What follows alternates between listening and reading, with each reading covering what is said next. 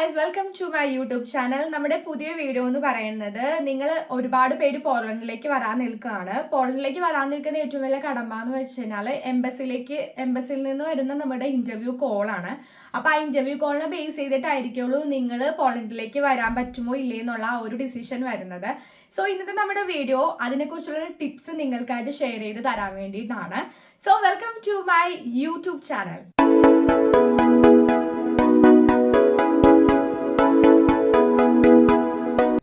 ലേക്ക് വന്ന ടൈമിന് ഇത്രയും വലിയ ഇഷ്യൂസും കാര്യങ്ങളൊന്നും വരുന്നുണ്ടായിരുന്നില്ല. റിജക്ഷൻസ് ഒക്കെ പൊതുവെ കുറവായിരുന്ന ഒരു ടൈമിലായിരുന്നു ഞാൻ പോളണ്ടിലേക്ക് വന്നിട്ടുണ്ടായിരുന്നത്.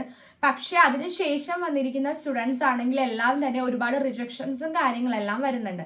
അതിന്റെ മെയിൻ റീസൺ എന്താണെന്ന് വെച്ചാൽ പോളണ്ടിലേക്ക് വരുന്ന സ്റ്റുഡൻസിന്റെ കൗണ്ട് കൂടിയത് കൊണ്ടിട്ടാണ് അവർ കൂടുതലും റിജക്ഷൻസും കാര്യങ്ങളൊക്കെ പറയുന്നത്. അപ്പൊ നമുക്ക് ഒരു പരിധി വരെ റിജക്ഷൻസും കാര്യങ്ങളൊക്കെ ഒഴിവാക്കാൻ വേണ്ടിയിട്ട് ഉള്ളൊരു സൊല്യൂഷൻസ് ആണ് ഞാൻ നിങ്ങൾക്ക് ഇന്ന് ഷെയർ ചെയ്ത് തരാൻ വേണ്ടി പോകുന്നത്. മെയിൻ ആയിട്ട് നിങ്ങൾ ശ്രദ്ധിക്കേണ്ട കാര്യം എന്ന് വെച്ചാൽ നിങ്ങളുടെ ഡോക്യുമെന്റ്സ് തന്നെയാണ്. നിങ്ങൾ നിങ്ങളുടെ ചെക്ക് ലിസ്റ്റിൽ പറഞ്ഞിട്ടുള്ള ഡോക്യുമെന്റ്സ് എന്തൊക്കെയാണോ ആ ഡോക്യുമെന്റ്സ് എല്ലാം തന്നെ നിങ്ങൾ അവിടെ സബ്മിറ്റ് ചെയ്യേണ്ടതാണ്. നിങ്ങൾക്ക് ചെക്ക് ലിസ്റ്റ് VFSC ഗ്ലോബലിന്റെ സൈറ്റിൽ കയറി സ്റ്റുഡന്റ് കാറ്റഗറി എടുത്ത് നോക്കിക്കഴിഞ്ഞാൽ നിങ്ങളുടെ ചെക്ക് ലിസ്റ്റ് നിങ്ങൾക്ക് ഡൗൺലോഡ് ചെയ്ത് എടുക്കാൻ വേണ്ടി പറ്റുന്നതാണ്. ആ ചെക്ക് ലിസ്റ്റിൽ എന്തൊക്കെ ഡോക്യുമെന്റ്സ് ആണോ പറഞ്ഞിട്ടുള്ളതെന്ന് വെച്ച് കഴിഞ്ഞാൽ അത് 1, 2, 3, 4 ഇങ്ങനെ കാറ്റഗറൈസ് ചെയ്തിട്ടായിരിക്കുള്ളൂ ആ ഒരു ചെക്ക് ലിസ്റ്റ് ഇട്ടിട്ടുണ്ടാവുന്നത്. അപ്പൊ ആ 1, 2, 3 എന്നുള്ള രീതിയിൽ തന്നെ നിങ്ങൾ നിങ്ങളുടെ ഡോക്യുമെന്റ്സ് അറേഞ്ച് ചെയ്ത് വെക്കാം. അപ്പൊ ഏതൊക്കെ ഡോക്യുമെന്റ്സ് ആണോ ചെക്ക് ലിസ്റ്റിൽ പറഞ്ഞിട്ടുള്ളത് എന്ന് വെച്ചാൽ ആ ചെക്ക് ലിസ്റ്റിലുള്ള എല്ലാ ഡോക്യുമെന്റ്സും തന്നെ നിങ്ങൾ വെക്കാൻ വേണ്ടി ശ്രമിക്കുന്നത് വളരെ നല്ല കാര്യമാണ്. പിന്നെ കൂടുതലായിട്ടും കുറെ പേര് നമ്മളോട് ചോദിക്കുന്ന ഒരു കാര്യം എന്ന് വെച്ചാൽ ITR സബ്മിറ്റ് ചെയ്യണോ, അസറ്റ് ഇവാലുവേഷൻ സബ്മിറ്റ് ചെയ്യണോ എന്നതിനെ പറ്റിയിട്ടാണ്. ശരിക്കും പറഞ്ഞാൽ നിങ്ങളൊരു സ്റ്റുഡന്റ് ആയിട്ട് വരുമ്പോൾ നിങ്ങൾക്ക് സ്പോൺസർ ഉണ്ടാവും. ചിലവർക്ക് സ്പോൺസർ ഇല്ലാതെ തന്നെ അവർ സെൽഫായിട്ടായിരിക്കും അവരുടെ ഫണ്ടും കാര്യങ്ങളെല്ലാം കാണിക്കുന്നത്. പക്ഷെ ഒരുപാട് പേര് സ്പോൺസർ, അതായത് ചിലപ്പോൾ പാരന്റ്സ് ആവാം നമ്മുടെ സ്പോൺസർ, അതല്ലെങ്കിൽ നമ്മുടെ സ്പൗസ് ആവാം നമ്മുടെ സ്പോൺസർ. അപ്പൊ സ്പോൺസറിന്റെ ഒരു കെയർ ഓഫിലാണ് നിങ്ങൾ പോളണ്ടിലേക്ക് വരുന്നതെങ്കിൽ നിങ്ങൾ ഈ ITR ഒക്കെ സബ്മിറ്റ് ചെയ്യേണ്ടത് വളരെ അത്യാവശ്യമായിട്ടുള്ള ഒരു കാര്യമാണ്. കാരണം എന്ന് വെച്ചാൽ ITR സബ്മിറ്റ് ചെയ്യുമ്പോൾ ITRലൂടെ അവർക്ക് മനസ്സിലാക്കാൻ വേണ്ടി പറ്റും ഇയർലി എത്ര എമൗണ്ട് വെച്ചിട്ട് ഉണ്ടാകും, ഇൻകം ആയിട്ട് എത്ര കിട്ടും എന്നുള്ളതിനെ പറ്റി മനസ്സിലാക്കാൻ വേണ്ടി സാധിക്കും. ITR നമ്മൾ സബ്മിറ്റ് ചെയ്യുമ്പോഴത്തേക്കും സാലറി വെച്ചിട്ടാണ് ITR ചെയ്യാറുള്ളത്. അപ്പോൾ നിങ്ങളുടെ സ്പോൺസറിന്റെ സാലറി സർട്ടിഫിക്കറ്റ് വെച്ചിട്ട് നിങ്ങൾക്ക് നിങ്ങളുടെ ITR ചെയ്യാവുന്നതാണ്. 1 ഇയറിലേക്ക് ചെയ്യുന്നെങ്കിൽ 1 ഇയറിലേക്ക് ചെയ്യാം. പക്ഷെ ലേറ്റസ്റ്റ് ആയിട്ട് ചെയ്യുന്നത് 2 ഇയറിലേക്കാണ്. അപ്പോൾ 2 ഇയറിലേക്ക് നിങ്ങൾക്ക് ITR സബ്മിറ്റ് ചെയ്യാവുന്നതാണ്. നിങ്ങൾക്ക് 2 പേരാണ് നിങ്ങളുടെ സ്പോൺസർ എങ്കിൽ ആ 2 പേരുടെ ITR സബ്മിറ്റ് ചെയ്യണം. അത് മാൻഡേറ്ററി ആയിട്ടുള്ള ഒരു കാര്യമാണ്. ഇനി അസറ്റ് ഇവാലുവേഷൻ സർട്ടിഫിക്കറ്റ് എന്ന് വെച്ചാൽ അത് ആക്ച്വലി ചെക്ക് ലിസ്റ്റിൽ അസറ്റ് ഇവാലുവേഷൻ സർട്ടിഫിക്കറ്റിനെ കുറിച്ചിട്ട് പറഞ്ഞിട്ടില്ല എങ്കിൽ പോലും അസറ്റ് ഇവാലുവേഷൻ സർട്ടിഫിക്കറ്റ് നമ്മൾ VFSCയിൽ സബ്മിറ്റ് ചെയ്യുന്നത് വളരെ നല്ല കാര്യം തന്നെയാണ്. കാരണം ആ ഒരു അസറ്റ് ഇവാലുവേഷൻ സർട്ടിഫിക്കറ്റിലൂടെ നമുക്ക് എത്ര അസറ്റ്സ് ഉണ്ട് എന്നതിനെ പറ്റിയിട്ടുള്ളൊരു ഡീറ്റെയിൽ നമുക്ക് അതിനകത്ത് കിട്ടുന്നതാണ്. അസറ്റ് ഇവാലുവേഷൻ സർട്ടിഫിക്കറ്റ് എന്ന് പറയുമ്പോൾ തന്നെ നിങ്ങൾക്കറിയാം നിങ്ങൾക്ക് എന്തെല്ലാം അസറ്റ്സ് ആണോ ഉള്ളത്. അതായത് നിങ്ങൾക്ക് ഇപ്പോൾ വീടുണ്ടെങ്കിൽ വീട്, നിങ്ങൾക്ക് ഗോൾഡ് ഉണ്ടെങ്കിൽ ഗോൾഡ്, നിങ്ങൾക്ക് വണ്ടി ഉണ്ടെങ്കിൽ വണ്ടി, ഇതെല്ലാം തന്നെ നിങ്ങൾക്ക് ആ ഒരു അസറ്റ് ഇവാലുവേഷൻ സർട്ടിഫിക്കറ്റിനകത്ത് മെൻഷൻ ചെയ്യാവുന്നതാണ്. അത് നിങ്ങളുടെയും മെൻഷൻ ചെയ്യാം, അതുപോലെ തന്നെ നിങ്ങളുടെ സ്പോൺസേഴ്സ് ആരായിട്ടാണോ വെക്കുന്നത് അവരുടെയും നിങ്ങൾക്ക് മെൻഷൻ ചെയ്യാവുന്നതാണ്. അസറ്റ് വാല്യുവേഷൻ സർട്ടിഫിക്കറ്റ് ഇല്ലെങ്കിലും കുഴപ്പമില്ല, പക്ഷെ ഉള്ളത് വളരെ നല്ല കാര്യമാണ്. പിന്നെ നമ്മൾ സബ്മിറ്റ് ചെയ്യാൻ ഏറ്റവും മാൻഡേറ്ററി ആയിട്ട് വെക്കേണ്ട ഒരു സംഭവം എന്ന് വെച്ചാൽ നമുക്ക് ബാങ്കിൽ നിന്ന് കിട്ടുന്ന ലെറ്റേഴ്സ് ആണ്. നമ്മളോട് ചോദിക്കുന്ന ഒരു കാര്യം എന്താണെന്ന് വെച്ചാൽ ബാങ്കിൽ നിന്ന് കിട്ടുന്നത് 1 മാസം മുന്നേ എടുത്ത ലെറ്റർ സബ്മിറ്റ് ചെയ്യാൻ പറ്റുമോ എന്നാണ്. ശരിക്കും അങ്ങനെ വെക്കുന്നതിലും നല്ലത് നിങ്ങൾക്ക് ഇപ്പോൾ VFSC ഡേറ്റ് കിട്ടിയിരിക്കുന്നതിന് ഒരാഴ്ച മുന്നെയോ വെക്കുന്ന ആ ഒരു ലെറ്റർ ബാങ്കിൽ നിന്ന് കളക്ട് ചെയ്ത് വെക്കുന്നതായിരിക്കും നല്ലത്. പിന്നെയെന്ന് വെച്ചാൽ നിങ്ങൾ ബാങ്കിൽ FD ഇടാൻ വേണ്ടി, അതായത് ഒരു ക്രെഡിറ്റ് കാർഡ് എടുക്കാൻ വേണ്ടി പോകുമ്പോൾ തന്നെ നിങ്ങൾ ബാങ്കിലുള്ളവരോട് ഓൾറെഡി ചോദിക്കുക ക്രെഡിറ്റ് കാർഡ് ലെറ്റർ അവിടെ നിന്ന് അവർ പ്രൊവൈഡ് ചെയ്ത് തരുമോ എന്ന്. അത് തരുമെന്ന് പറയുന്ന ബാങ്കുകളിൽ മാത്രം നിങ്ങൾ FD ഇട്ടിട്ട് അതിന് അഗെയിൻസ്റ്റ് ആയിട്ട് ക്രെഡിറ്റ് കാർഡ് എടുക്കുന്നതായിരിക്കും കുറച്ചും കൂടി നല്ലത്. കാരണം നമുക്ക് തന്നെ എൻക്വയറീസ് എന്ന് വെച്ചാൽ ക്രെഡിറ്റ് കാർഡ് ലെറ്റർ കിട്ടുന്നില്ല എന്ന് പറഞ്ഞ് കുറെ പേര് നമ്മളോട് പരാതിയായിട്ട് പറയുന്നുണ്ട്. ശരിക്കും പറഞ്ഞു കഴിഞ്ഞാൽ ഒരുപാട് ബാങ്കിൽ ചിലപ്പോൾ ക്രെഡിറ്റ് കാർഡ് ലെറ്റർ നമുക്ക് തന്നെന്ന് വരില്ല. ചില ICICIയുടെ ബ്രാഞ്ചിൽ കൊടുക്കും, ചില ICICI ബ്രാഞ്ചിൽ അവർ കൊടുക്കാറില്ല. ചിലപ്പോൾ സൗത്ത് ഇന്ത്യൻ ബാങ്കിന്റെ ചില ബ്രാഞ്ചസിൽ കൊടുക്കും, ചില ബ്രാഞ്ചസിൽ കൊടുക്കാറില്ല. ചിലപ്പോൾ അവരത് റൂൾസിന് അഗെയിൻസ്റ്റ് ആയിട്ടാണ് അവരത് പറയുന്നത്.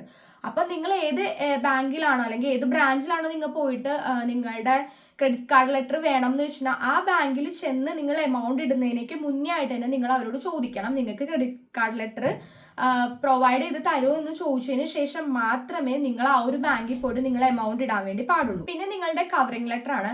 നിങ്ങൾ കവറിംഗ് ലെറ്റർ അതല്ലെങ്കിൽ SOP സബ്മിറ്റ് ചെയ്യുന്ന സമയത്ത് അതിനകത്ത് ഡീറ്റെയിൽ ആയിട്ട് എല്ലാം മെൻഷൻ ചെയ്യാൻ വേണ്ടി ശ്രമിക്കുക.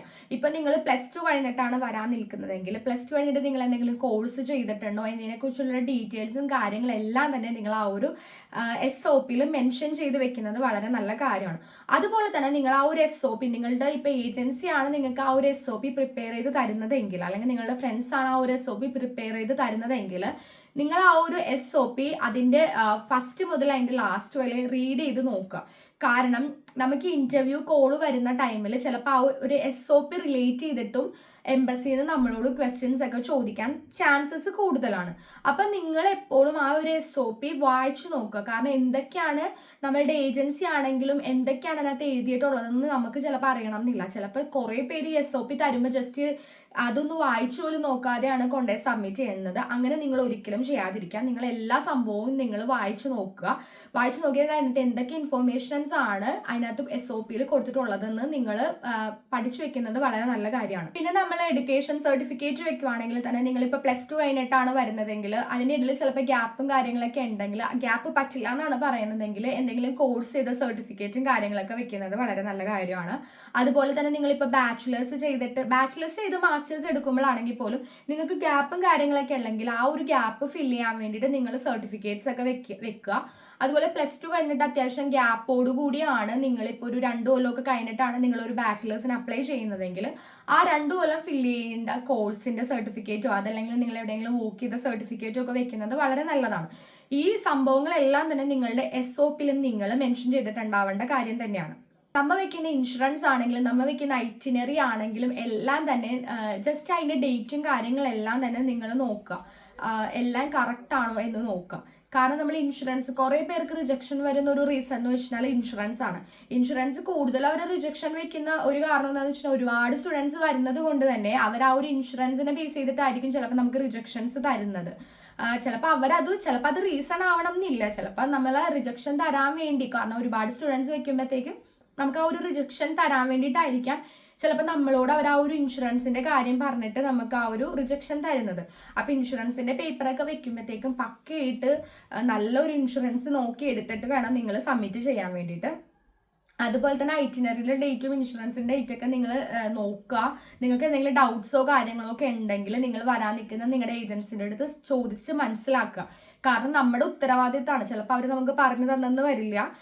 നമ്മുടെ ഉത്തരവാദിത്തമാണ് എന്തൊക്കെയാണ് നമുക്കിപ്പോൾ എന്തെങ്കിലും ഒന്നും അറിയില്ലെങ്കിൽ പോലും നമ്മളത് ഏജൻസിയുടെ അടുത്ത് ചോദിച്ച് മനസ്സിലാക്കേണ്ട ഒരു കടമ ഉണ്ട്. നിങ്ങൾ എന്തൊക്കെയാണോ നിങ്ങളെ VFSൽ സബ്മിറ്റ് ചെയ്യുന്ന ഡോക്യുമെന്റ്സ് എന്ന് വെച്ചാൽ അതിന്റെ എല്ലാത്തിന്റെ ഒരു ഫോട്ടോ എടുത്ത് വെക്കുന്നത് വളരെ നല്ല കാര്യമാണ്.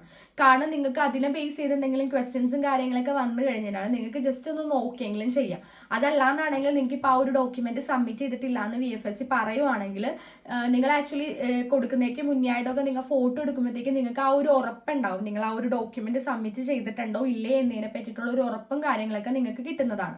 ചില VFSക്കാർ നമ്മളോട് ഇപ്പൊ നമ്മളൊരു എക്സ്ട്രാ ഡോക്യുമെന്റ് ഇപ്പൊ നമ്മളിപ്പോ ഫോർ എക്സാമ്പിൾ ഇപ്പൊ IELTS ചെക്ക് ലിസ്റ്റിൽ പറഞ്ഞിട്ടുണ്ടാവില്ല IELTS വെക്കണം അല്ലെങ്കിൽ ടോഫിലിന്റെ പ്രൊഫഷൻസി ടെസ്റ്റിന്റെ റിസൾട്ട് വെക്കണം എന്ന് ചിലപ്പോൾ പറഞ്ഞിട്ടുണ്ടാവില്ല. നമ്മളുടെ ഇപ്പൊ IELTS ഉണ്ടെങ്കിലാണെങ്കിൽ നമ്മളിപ്പോ അത് സബ്മിറ്റ് ചെയ്യുന്നതുകൊണ്ട് ഒരു കുഴപ്പമില്ല. അപ്പൊ ചില VFSയുടെ ഓഫീസിലാണെങ്കിൽ നമ്മളിത് കൊടുക്കുമ്പോഴത്തേക്കും അവർ ചിലപ്പോൾ അത് വേണ്ട അത് കുഴപ്പമില്ല എന്നൊക്കെ നമ്മളോട് പറയും. പക്ഷെ അവരത് വേണ്ട എന്ന് പറയും. നമ്മളത് വാങ്ങിക്കൊണ്ടുവരാൻ നിൽക്കാതിരിക്കുക. കാരണം എന്ന് വെച്ചാൽ അവർ നമ്മളോട് വേണ്ടെന്ന് പറഞ്ഞ് നമുക്കത് തിരിച്ചു തരുമ്പോൾ നമ്മളില്ല അത് വെച്ചോ എന്ന് പറഞ്ഞിട്ട് നിർബന്ധിച്ച് അവർക്ക് അത് കൊടുക്കണം.